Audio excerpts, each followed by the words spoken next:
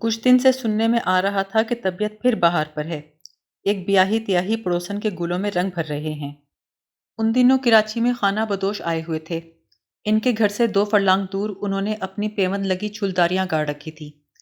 آتے جاتے کہیں نظر پڑ گئی تو ایک کی بیوی پر جان و مال سے فریفتہ ہو گئے۔ کہتے تھے جب وہ دھوپ میں ایلومینیم کی پتیلی سر پہ اوڑھ کے پانی بھرنے نکلتی ہے تو بالکل ملکہ معلوم ہوتی ہے۔ وہ سرخ پشواس میں خنجر اڑس کر منہ اندھیرے فرنچ جالی کا گٹھڑ سر پر رکھ کر اکیلی بیچنے نکل جاتی اور شوہر دن بھر رائفل گلے میں لٹکائے بکری اور مرغیوں کی رکھوالی کرتا۔ تیسرے چوتھے نحاس پاشا کنجو اس سے 1 آدھ گز کپڑا خرید لیتے جس کا لنگوٹ بھی نہیں بن سکتا تھا، اس لیے کہ جہاں تک ہماری عقل کام کرتی ہے جالی کا لنگوٹ صرف مچھروں سے کشتی لڑنے کے لیے کسا جا سکتا ہے۔ دن بھر وہ اس جالی پہ ہاتھ پھیرتے اور اسے سونگھتے رہتے۔ ایک دن بیٹھے بیٹھے جانے کیا خیال آیا، اپنی کرسی سے گدی نکال کر ہماری طرف پھینک دی۔ بولے جب وہ گھاس کے بچھونے پر سوتی ہے تو میں گدی پر کس طرح بیٹھ سکتا ہوں؟ جنگ کے خاتمے پر نہ جانے کس کھاتے میں 2 مہینے لندن گزار آئے تھے اور 10 پاؤنڈ کا ایک چیک بھنانے کی تقریب میں ویسٹ منسٹر بینک کا 5 منٹ تک بغور معائنہ فرمایا تھا۔ اب ان مشاہدات سے ہمیں 2 گھنٹے مستفید فرماتے رہتے۔ پیر کی شام لندن کے ایک نائٹ کلب کے رقص کی ایسی تصویر کھینچتے کہ کیس تو کیس لیلا بھی تصویر کے پردے سے اریاں نکلتی۔ اسٹریپٹس ڈانسر کو اس طرح نچواتے کہ وہ بے حجابانہ ان کی آنکھوں کے سامنے کتاب حسن کو ورق ورق الٹتی رہتی، یہاں تک کہ ان کا اپنا شیرازہ بکھر جاتا۔ ایک بار دوران رقص ہمیں تنزن مسکراتے دیکھا تو فرمایا، آپ کیا جانیں، آپ جیسے کو تو ایک ہی جلوے میں نکسیر چھوٹ جائے، اینک کے شیشے تڑک جائیں۔ کنجو ہسپانوی اور فرینچ زبان کے بھی قتیل تھے، کیونکہ واپسی میں میڈرڈ اور پیرس میں ذرا دیر قیام کیا تھا۔ ایفل ٹاور کی آخری منزل پر انہوں نے حسیناؤں کی موجودگی میں کانوں میں انگلیاں دے کر اذان بھی دی، جو حسینوں نے کانوں میں انگلیاں دے کر سنی۔ فرماتے تھے اسپینش بہت ہی آسان زبان ہے، میڈرڈ میں تو میں نے 4 سال کے بچوں کو بھی اسپینش بولتے دیکھا ہے۔ ہماری تشکی کے لیے انہوں نے اسپینش بول کر دکھائی، لگتا تھا سچ مچ 3 سال کا بچہ بول رہا ہے۔ یہ بھی فرماتے تھے کہ اسپین کی عورت سب سے زیادہ واجب التعظیم اس مرد کو گردانتی ہے جو سانڈ کو زیر کر لے۔ میڈرڈ میں انہوں نے ایک اندلسی حسینہ کو گورے گورے ہاتھوں سے بڑا گوشت بیچتے دیکھا تو دل خون ہو کے رہ گیا۔ حسن کو حلال کی روزی کماتے دیکھ ہی نہیں سکتے تھے۔ ان کا بس چلتا تو حافظ کی طرح خال کے عوض سمرقند و بخارا نہ سہی، کم از کم کراچی میونسپل کارپوریشن کا نظم و نسق اس اندلسی کسائنی کے سپرد ضرور کر دیتے۔ اگر مبالغہ آمیزی اور جھوٹ بولنا قابل دست اندازی پولیس جرم ہوتے تو ان کے ہاتھوں میں مستقلاً ہتکڑی پڑی رہتی اور ہم نقل مجرمانہ میں ساری زندگی حوالات کے جنگلے کے پیچھے منہ پہ رومال ڈالے گزارتے۔ تیسرے چوتھے محفل جمتی، وہی ہم ہمیں وہی ہاؤ ہو۔ ایک دن ترنگ میں کہنے لگے کہ میں پہلا ایشیائی تھا جس نے 1944 میں رودبار انگلستان کراس کرنے کی جرات کی، ورنہ اس زمانے میں کالوں کو تو سوئمنگ پول میں بھی پیر بھگونے کی اجازت نہیں تھی۔ جس وقت انہوں نے اپنے کثرتی بدن پر گریس لگا کر انگلش چینل میں چھلانگ لگائی ہے تو سینکڑوں فرنگی خمریاں انہیں سپرد آب کرنے آئیں۔ ایک ڈچس تو گلدستہ بھی لائی تھی اور پھونک مار مار کے خوشبو کا رخ ان کی طرف کر رہی تھی، اس لیے کہ میں پہلا ایشیائی تھا جس نے رودبار انگلستان کراس کرنے کی جرات کی۔ کہنے لگے اس دن سردی سے سارا سمندر جم کر نیلا دھوتا ہو گیا تھا، جو موج جہاں تک اٹھی تھی وہیں منجمد ہو گئی تھی۔ ایک جمی ہوئی موج میں جو بلور کی طرح شفاف تھی، لالچی بگلا مچھلی کی دم چونچ میں دبائے صاف نظر آتا تھا۔ وہ ڈوور کے ساحل پر پھولدار لنگوٹ باندھے دیر تک اپنے دامن صبر کو فرنگی زلیخاؤں سے کھچواتے پھڑواتے رہے۔ پھر جیسے ہی انہوں نے یا علی کہہ کر چھلانگ لگائی تو برف کی چادر میں ان کی پوری آؤٹ لائن ترش گئی، جس میں ان کے بازو کے بائسیپس اور رانوں کی مچھلیوں کے ابھار صاف نظر آتے تھے۔ خمریاں حیرت سے گھور رہی تھیں، اس لیے کہ میں پہلا ایشیائی تھا۔ وہ پھولدار لنگوٹ پہنے سرگرم تجلی تھے کہ ہماری ہنسی نکل گئی۔ انہوں نے خود کو سنبھالا، آخر کو گھاگ تھے۔ کہنے لگے بات ختم ہونے سے پہلے ہی ٹھی ٹھی ٹھی کرنا کیا مانی؟ میں کہہ یہ رہا تھا کہ میں پہلا ایشیائی تھا جو انگلش چینل میں چھلانگ لگاتے ہی بے ہوش ہو گیا۔ مہینے میں 1-2 بار ایسا بھی ہوتا کہ رات کے 11 بج جاتے اور اکاؤنٹ کسی طرح بیلنس ہونے کا نام نہ لیتا۔ حساب کو ہر برانڈ کے سگریٹ کی دھونی اور چائے کے تریڑے دیے جاتے، لیکن 2 اور 2 کسی طرح 4 نہ ہو پاتے۔ فرق کبھی 1 لاکھ کا نکلتا اور کبھی 3 پائی کا رہ جاتا، جو اس پیشے میں 1 لاکھ سے زیادہ جان لیوا ہوتا ہے۔ یہ فرق بارش میں بھیگی ہوئی چارپائی کے کان کی طرح ہوتا ہے، ایک پائے پر بیٹھو تو دوسرا اٹھ کھڑا ہو، سارے محلے کے لونڈوں لپاڑوں کو کدوانا پڑتا ہے۔ ایک رات نحاس پاشا کنجو نے ترس کھا کر چپکے سے اپنی جیب خاص سے 1 پیسہ ڈال کر حساب بیلنس کر دیا۔ اس رات تو سب خوش خوش گھر چلے گئے، لیکن دوسرے دن اصلی غلطی مل گئی۔ 3 ہفتے تک اس 1 پیسے کی وجہ سے سارے بینک کا اکاؤنٹ بیلنس نہیں ہو سکا۔ یہ 1 پیسہ مقتول کی پھولی ہوئی لاش کی طرح حساب پر تیرتا رہا اور ہماری راتیں کالی ہوتی رہیں۔ جب کبھی ایسی بھاری رات آتی تو 1-1:30 بجے کے قریب پٹاخے چلنے کی آوازیں آتیں۔ ہوتا یہ تھا کہ کنجو جب عاجز آ جاتے تو ہزار ہزار صفوں کے لیجر اتنے زور سے بند کرتے اور پٹختے کہ پٹاخے چھوٹنے لگتے۔ یہ اعلان ہوتا تھا اس بات کا کہ اب حساب کتاب جائے بھاڑ میں، اب دوسری عالمگیر جنگ سے متعلق آپ بیتی کا ٹریلر دکھایا جائے گا۔ سب اپنے اپنے بلوں سے نکل کر ان کے گرد جمع ہو جاتے اور وہ اپنے شاہنامہ کے چیدہ چیدہ حصے سناتے، جن سے ثابت ہوتا تھا کہ جرمنی کی شکست میں انہوں نے مرکزی کردار ادا کیا تھا۔ صدی رضی میں انہوں نے ایک کنویں کی منڈیر کی اوٹ لے کر 303 رائفل سے ایک ہی گولی ایسی ماری کہ لفٹ وافے جہاز کے دونوں پر جھڑ گئے اور وہ پھڑپڑاتا ہوا پیٹ کے بل کنویں میں آن گرا۔ تبرک میں جنرل رومیل نے ان سے ٹکر لی۔ حق و باطل کا مارکا تھا، طاغوتی طاقتیں ایک طرف، خدائی لشکر دوسری طرف۔ انہوں نے میدان جنگ میں خدا کی حمایت میں ایک تقریر کی، جس کے بعد بڑا خون خرابہ ہوا۔ گھمسان کا رن پڑا تھا، ایسا کنفیوژن تھا کہ پتہ نہیں چلتا تھا گولی خود کو لگی ہے یا ساتھی کو۔ جدھر نظراں اٹھا کر دیکھو توپاں ٹھائیں ٹھائیں چل رہی ہیں، امواتاں وفاتاں ہو رہی ہیں۔ زندگی میں پہلا موقع تھا کہ 1 گھنٹے تک عورتوں کا خیال نہیں آیا۔ علماء، موت کا فرشتہ سر پہ چکراں لگا رہا ہے، اسپاں اور ٹینکاں ایک دوسرے کو ٹکراں پہ ٹکراں مار رہے ہیں۔ اسپ؟ گھوڑے؟ ہم نے حیرت سے پوچھا۔ اور کیا ہاتھی ٹکراں مارتے؟ فیلاں کا استعمال تو پورس کی وفات کے بعد ہی متروک ہو گیا تھا۔ چاروں اطراف توپاں گولہ باری کر رہی تھیں کہ 3 عدد گولہ جات میرے ڈنر پر لگے۔ انہوں نے بائیں آستین الٹ کر 3 نہایت واضح نشان حاضرین کو دکھائے۔ پیدائشی ٹیکوں کے ایسے ہی نشان ہمارے بائیں بازو پر بھی ہیں، آپ کے بھی ہوں گے۔ ہم نے پوچھا کیا تینوں گولے ایک ساتھ لگے تھے؟ تلملا اٹھے۔ جی نہیں قبلہ، قطار بنا کر باری باری دخول فرمایا تھا۔ سب نے ہمارے احمقانہ سوال پر زوردار قہقہہ لگایا۔ ٹیلی فون سے 10 منٹ کی جدائی بھی گوارا نہ تھی۔ گپ لگانے میں کتنے ہی مصروف فون ضرور کر لیتے تھے، خواہ انکوائری سے یہی پوچھتے کہ ٹیلی فون ڈیڈ تو نہیں۔ دن بھر گاہکوں سے یا بینک کے ساتھیوں سے گپ کرتے رہتے۔ شام کو 6 بجے قمیص کے کف پر اسکاچ ٹیپ سے بلوٹنگ پیپر چپکا کر بیٹھ جاتے اور واؤچرز اور لیجرز پر تیزی سے دستخط کرتے جاتے اور کف سے روشنائی خشک کرتے جاتے۔ چند دن بعد کسی بدخواہ نے شکایت جڑ دی کہ وہ بغیر چیک کیے اندھا دھند دستخط کر دیتے ہیں۔ ثبوت میں رجسٹرز اور لیجرز پیش کیے گئے جس میں چیکنگ کے الٹے ٹک مارک لگے ہوئے نہیں تھے۔ مسٹر اینڈرسن کے حضور پیشی ہوئی، خوب لتاڑے گئے، لیکن باہر آ کر کہنے لگے کہ میں نے جنرل مینیجر کا دروازہ ٹھوکر مار کے کھولا۔ ثبوت میں اپنا جوتا دکھایا جس کی ٹو پر سے پالش ہی نہیں چمڑا بھی 2 مہینے سے اترا ہوا تھا۔ بولے اینڈی بڑے تپاک سے ملا، دیر تک ورلڈ وار کی باتیں ہوتی رہیں۔ دوسرے دن سے انہوں نے اپنے اختیارات خصوصی چاچا فضل دین کو تفویض کر دیے۔ چوکیداری کے علاوہ اب اس کی یہ ڈیوٹی بھی ہو گئی کہ بندوق کو چھاتی سے لگائے اکڑوں بیٹھ کر جھوم جھوم کر ہر اندراج کے سامنے ٹک مارک لگاتا جائے۔ بیچارہ ان پڑھ آدمی تھا، 1 گھنٹے میں 500 نشان لگا دیتا تھا۔ خود کنجو کی ہمت 350 سے زیادہ کی نہیں پڑتی تھی۔ جب وہ سرگرم عمل ہوتا تو یوں محسوس ہوتا کہ لیجر پر آٹا گوندھ رہا ہے۔ ابھی اس پیشی کے چرچے ختم نہیں ہوئے تھے کہ ان کا پھر چلان ہو گیا۔ چپراسی نے خبر دی کہ آج تو بڑا صاحب شارٹ سرکٹ کی طریوں چنگاریاں چھوڑ رہا ہے۔ اس دفعہ نوعیت جرم یہ تھی کہ انسٹیٹیوٹ آف بینکرز کے زیر اہتمام بچت کے مؤثر طریقوں پر مضمون نویسی کا جو مقابلہ ہوا تھا، اس میں نحاس پاشا کنجو نے ایک 4 سطری قابل ضبطی مقالہ سپرد قلم کیا تھا، جس میں کچھ عمل دخل ہمارے زور انشاء اور املا کا بھی تھا، چنانچہ ہم بھی بحیثیت سلطانی گواہ پیش ہوئے۔ لکھا تھا حکومت اگر نوٹوں پر مناظر قدرت اور ناقابل مرمت تاریخی کھنڈروں جن پر سینٹرل بینک کے گورنروں کے دستخط اس طرح ہوتے ہیں گویا وہی اس صورتحال کے خالق اور ذمہ دار ہیں، کی بجائے نیوٹ چھاپنا شروع کر دے تو آج کل کے نوجوان نوٹوں کو خرچ کرنے کی بجائے سینے سے لگائے رکھنے پر مجبور ہو جائیں گے۔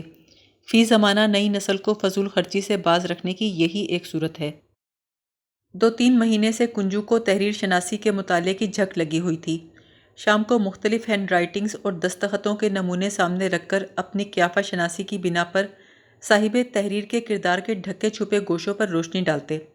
کہتے تھے میں آئی پر نقطہ لگانے اور ٹی کاٹنے کے انداز سے بتا سکتا ہوں کہ لکھنے والے کے جوتے کی ایڑی کس طرف سے گھسی ہوئی ہے، اتوار کو کتنے بجے سو کر اٹھتا ہے اور موزے کتنے دن کے بعد دھوتا ہے۔ بعض اوقات تو سارا چال چلن ایک شوشے میں نچوڑ کر آ جاتا تھا۔ یہاں تک دعویٰ کرتے تھے کہ میں نمونے کی 4 سطریں لکھ کر دوں اور آدمی 90 دن تک بالکل اسی طرز میں اس کی نقل کرتا رہے تو اس کا سارا چال چلن خود بخود بدل جائے۔ ہم نے بے صبری سے پوچھا کیا بال بھی اگائیں گے؟ بولے یہ بتائیے جب کشتی ثابت و سالم تھی، سر پر پورے بال تھے، تو آپ کو کبھی ان سے فائدہ پہنچا؟ پھر ایک دور ایسا آیا کہ وہ فکر مند سے رہنے لگے۔ کوچین کی الف لیلا ختم، ملیالم گیت موقوف، ایک چپ سی لگ گئی۔ رات کو 4 بجے تک بینک میں نہ جانے کس ادھیڑ بن میں لگے رہتے اور دن بھر جمائیاں لیتے رہتے۔ اس اچانک تغیر کا سبب پوچھا تو کہنے لگے ایک تو میرے والد کا سانحہ ارتحال ہو گیا ہے، دوسرے ایک جنی مجھ پر عاشق ہو گئی ہے جس کارن میرے سینے کے 3 بال سفید ہو گئے ہیں۔ ریشمی اسکارف ہٹا کر حاضرین کو 3 عدد عشق زدہ بال دکھائے اور بولے جنی کے بیٹے کو عربی کا بغدادی قاعدہ پڑھا رہا ہوں۔ 3 ماہ پہلے کا ذکر ہے، میں نے ٹاٹ کا کرتا پہنا اور ملیر کے باغ میں 40 رات شیر کی کھال پر بیٹھ کر جلالی وظیفہ پڑھا۔ ملیالم گیت، گالی، پیاز اور لہسن بالکل چھوڑ دیا۔ جنی کو بو آتی تھی، پرندوں کی بولی سمجھنے لگ گیا تھا۔ منہ سے طبلہ بجاتا تو سارنگی اور پائل کی آواز نکلتی، ذرا آنکھ بند کرتا تو بالکل سامنے آ کھڑی ہوتی۔ کون؟ ہم نے بڑی ہی بے قراری سے پوچھا۔ موت۔ اور کون؟ جھنجھلاہٹ کے بعد قدرے سکوت فرمایا، پھر سلسلہ تجلیات کو جاری رکھتے ہوئے بولے 39ویں شبکوں کے آدھے چاند کی رات تھی، تہجد کے وقت کھجور کھا کر گٹھلی تھوکی تو وہیں پیپل کا درخت اگایا۔ اب جو حوض میں چلتے ہوئے فوارے کے اوپر کھڑے ہو کر غسل کرنے لگا تو دیکھتا کیا ہوں، ہر بوند کا ایک لال طوطا بن گیا ہے اور پیپل کے ایک ایک پتے پر بیٹھ کر حمد باری تعالیٰ کر رہا ہے۔ لال طوطا؟ ہم سے رہا نہ گیا۔ خان سیف الملوک خان نے ٹہوکا دے کر کہا چپ کر بدبختہ، یہاں اور کون سی بات سائنس کے مطابق ہو رہی ہے جو تجھے طوطے کے رنگ پہ اچھمبا ہو رہا ہے؟ کنجو اپنا بیان جاری رکھتے ہوئے بولے اذان کے وقت پتنگ کے کاغذ پر 101 تعویذ زعفران سے لکھ کر سہاگن کے ہاتھ سے پسے ہوئے آٹے کی گولیوں میں لپیٹ کر سیٹھ غفار بھائی کی فینسی مچھلیوں کو کھلا آتا تھا۔ سب مجھے پہچاننے لگ گئی تھیں، دیکھتے ہی دم ہلاتی آتی تھیں۔ 40 دن بعد پردہ غیب سے کچھ ظہور میں آیا؟ ہم نے پھر بے قراری سے پوچھا۔ آیا، سب مچھلیاں مر گئیں اور مالیوں نے مجھے دھر لیا، 250 روپے دینے پڑ گئے۔ اسے رشوت کہہ لو چاہے قصاص کہہ لو۔ آج کل ایک سفلی عمل کر رہا ہوں، روز بھنے کپورے کھاتا ہوں، بینک سے صبح 4 بجے سیدھا کلفٹن جاتا ہوں اور سورج نکلنے سے پہلے کمر کمر پانی میں کھڑے ہو کر عمل پڑھتا ہوں۔ 100 کے نوٹ کو 10 کا تو اسی وقت بنا سکتا ہوں، ہے کسی کے پاس؟ پورن ماشی کی رات کو شمشان گھاٹ جاتا ہوں اور راکھ آنکھوں سے ملتا ہوں، چیک پر کیے گئے دستخط کو نگاہ بھر کر دیکھ لوں تو ساری روشنائی اڑ جائے۔ چاچا فضل دین ان کی باتیں بڑی عقیدت سے سن رہا تھا۔ ابھی 1 سال پہلے اس نے گاؤں جا کر تیسری شادی کی تھی۔ اس کی پہلی 2 بیویاں بے اولاد مر گئی تھیں، لیکن وہ نسل انسانی کے متوازی اپنی ذاتی نسل چلانے کے لیے اولاد نرینہ چھوڑنا ضروری سمجھتا تھا۔ شادی کے کچھ دن بعد تیسری دلہن کے حنائی ہاتھوں سے بالوں میں مہندی اور داڑھی مونچھوں پر سیاہ خضاب لگوا کر عجیب ہیئت قدخدائی بنائے توبہ تلہ کرتا لوٹا۔ کہنے لگا بڑھاپے کی شادی اور بینک کی چوکیداری میں ذرا فرق نہیں، سوتے میں بھی ایک آنکھ کھلی رکھنی پڑتی ہے۔ ہم نے گجراتی کی مثل سنائی کہ جوانی کی بیماری، ضعیفی کی مفلسی، جاڑے کی چاندنی اور بڑھاپے کی شادی پر حقے کا پانی۔ کہنے لگا پتر مگر میں تو ہر بار حقہ تازہ کر کے پیتا ہوں۔ ہم نے پوچھا چاچا تم نے 3 شادیاں کیں اور کوئی سبق حاصل نہیں کیا؟ بولا کیوں نہیں کیا، آئندہ کسی بیوہ یا پکی عمر کی عورت سے شادی نہیں کروں گا۔ ابھی چند روز پہلے اس کے گاؤں سے ایک پوسٹ کارڈ آیا تھا، لکھا تھا آپ کی گائیں ڈور ڈھنگر سب خیریت سے ہیں، دیگر احوال یہ ہے کہ رضائے الہی سے آپ کے ہاں بال بچہ ہوا ہے، نور چشمی بہت ہونہار اور کالا ہے۔